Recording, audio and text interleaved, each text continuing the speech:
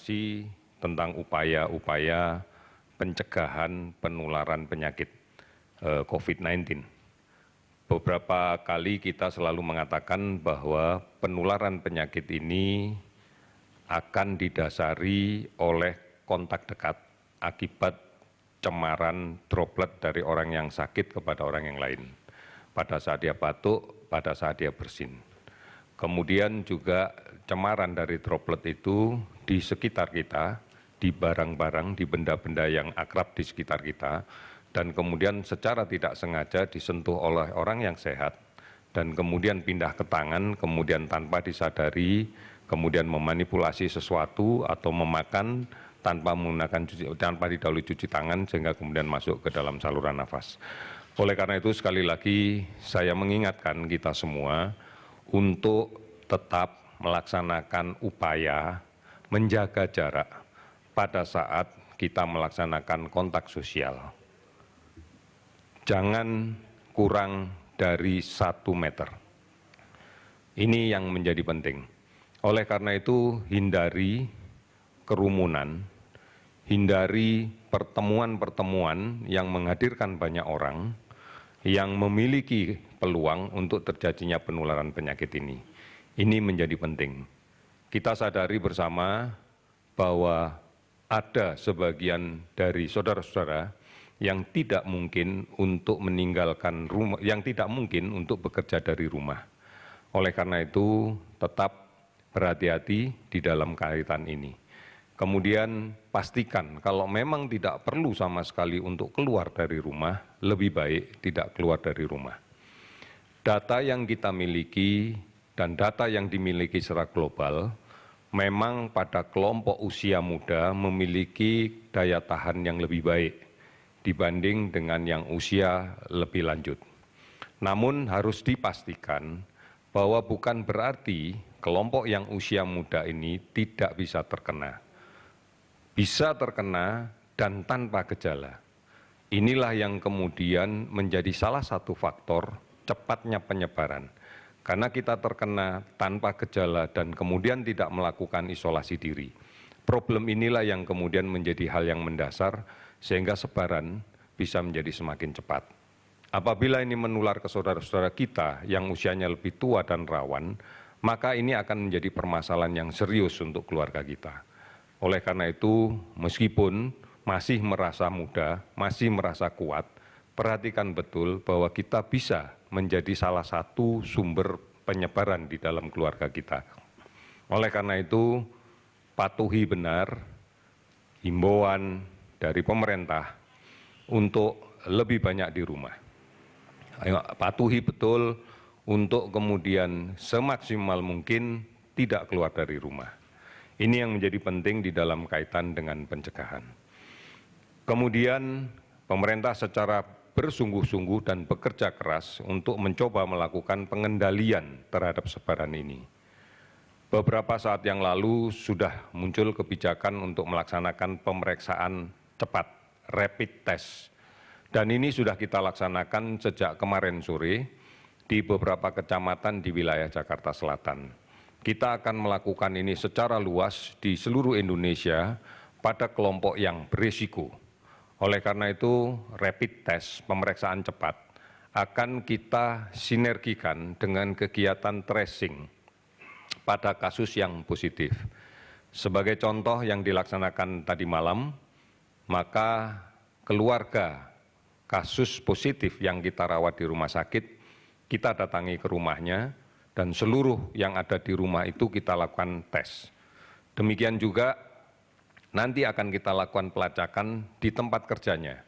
Inilah yang dilakukan di dalam kaitan dengan pemeriksaan cepat, terkait juga dilakukan dengan screening ini.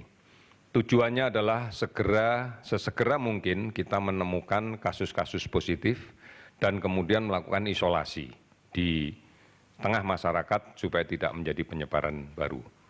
Saudara-saudara, hasil negatif dari rapid test tidak memberikan jaminan bahwa yang bersangkutan tidak sedang sakit.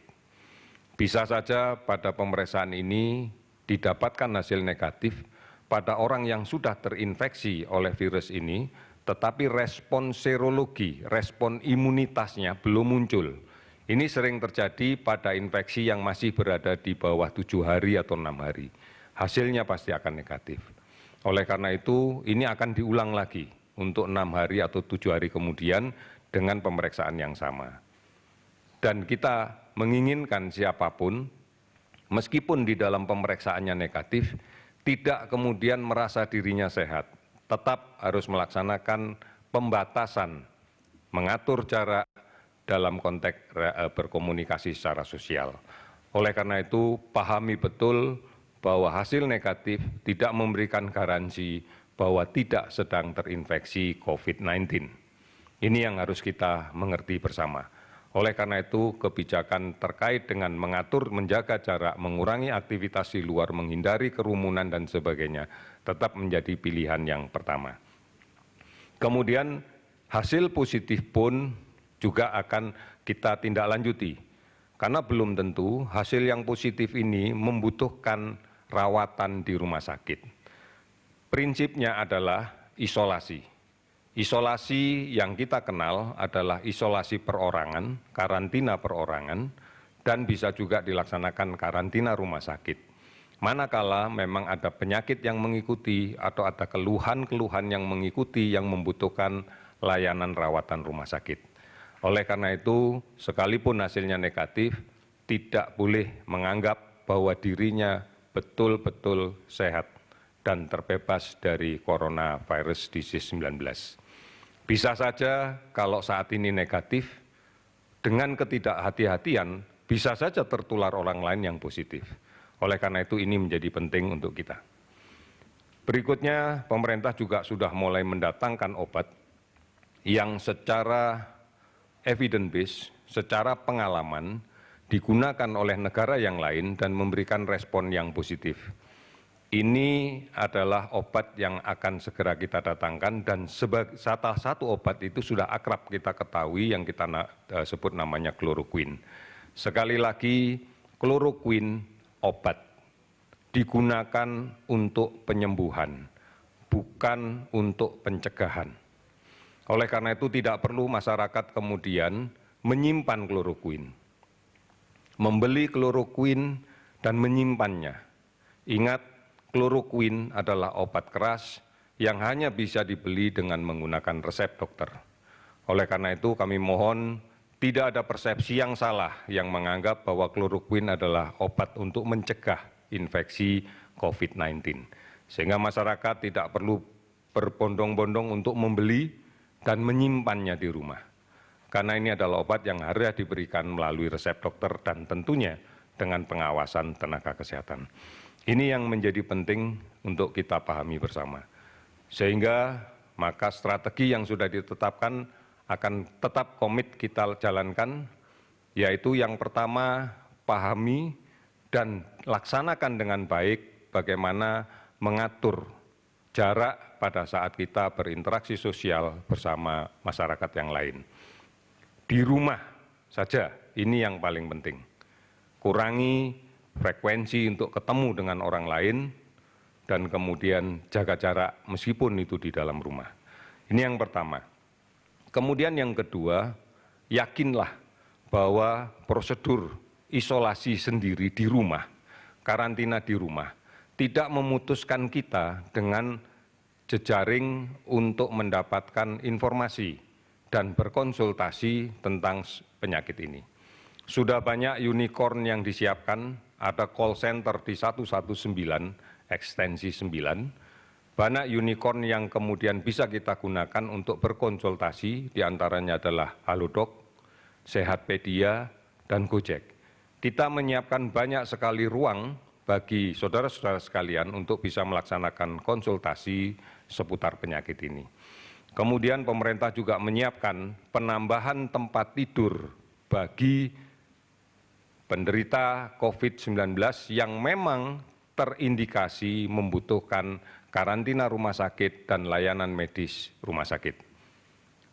Kita tahu bersama beberapa rumah sakit sudah didedikasikan khusus untuk melakukan rawatan COVID-19, baik itu rumah sakit pemerintah, rumah sakit BUMN maupun rumah sakit swasta yang sudah berkomitmen untuk bersama-sama menangani permasalahan ini.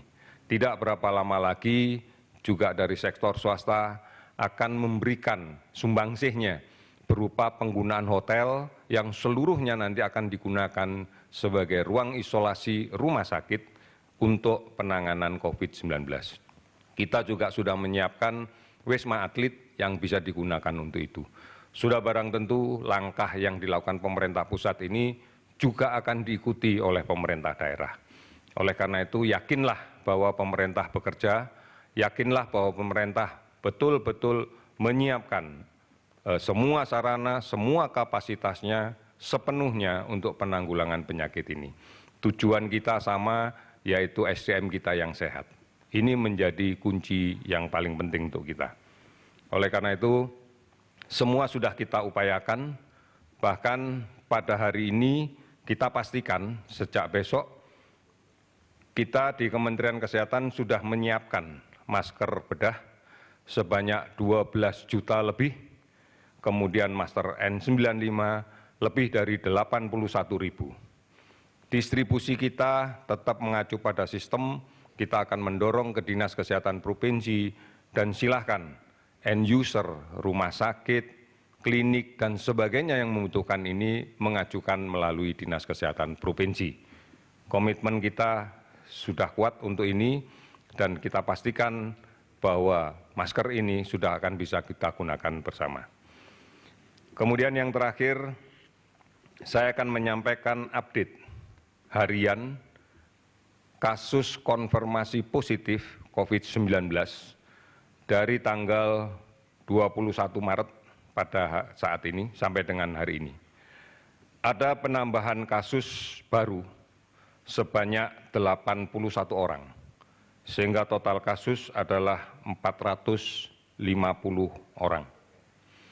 Kemudian ada penambahan jumlah kasus yang sudah 2 kali dinyatakan pemeriksaannya negatif, klinisnya sudah membaik dan sudah dinyatakan sembuh sebanyak 4 orang sehingga total yang sudah bisa sembuh dan boleh pulang adalah 20 orang. Kemudian ada penambahan kasus kematian sebanyak 6 orang sehingga totalnya adalah 38 orang.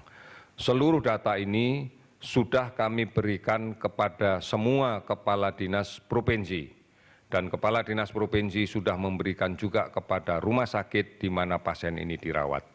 Dan kemudian juga diserahkan kepada Dinas Kesehatan Kabupaten Kota untuk digunakan sebagai bahan tracing di dalam kaitan melacak penularan-penularan yang mungkin terjadi dari kasus-kasus yang kita rawat. Dan kemudian dari tracing itu kita akan lengkapi dengan rapid test untuk bisa memastikan bahwa ini semuanya akan bisa dilaksanakan untuk pelacakannya dengan baik. Pemerintah akan menyiapkan 1 juta rapid test, sudah barang tentu ini akan bertahap masuknya. Sampai dengan hari ini kita sudah menjalankan lebih dari 2.000 pemeriksaan dan hari ini pun masih tetap berjalan. Kita harapkan akan simultan keseluruhannya setelah spesimen, setelah reagen yang kita terima besok sekitar 150.000 bisa langsung kita distribusikan ke seluruh provinsi sesuai dengan indikasi kasus yang banyak didapatkan. Saya kira ini beberapa hal yang perlu saya sampaikan. Sekali lagi tetap tenang, sekali lagi tetap kita komitmen untuk menjaga jarak, tidak terlalu dekat dalam kontak sosial, dan kita hindari pertemuan-pertemuan, kerumunan-kerumunan yang sangat-sangat memungkinkan terjadinya penularan di antara penderita dengan yang sehat. Pemerintah bekerja keras untuk itu, kami menyadari betul bahwa kesuksesan pelaksanaan kegiatan ini adalah bisa dilaksanakan manakala partisipasi seluruh masyarakat bisa berjalan dengan baik dan sinergis. Terima kasih, selamat sore.